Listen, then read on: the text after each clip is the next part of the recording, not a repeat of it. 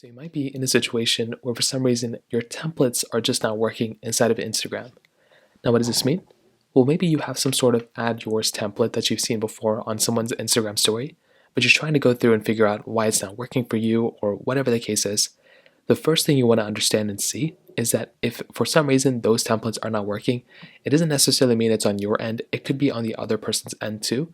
So maybe they didn't post a story properly, or it could be like a plethora of different other reasons. So just make sure that your particular device doesn't have any issues, and you can probably verify that it's maybe on their side and not your side. So the first thing I'd recommend doing is basically updating your Instagram application. So make your way over to your App Store, go inside your Google Play Store if you're on Android, and literally just search up the Instagram application.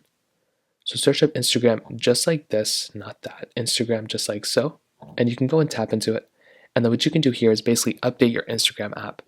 For a lot of people, if you just update this application, that might end up fixing the problem for you, and that might be all you have to do in that particular case.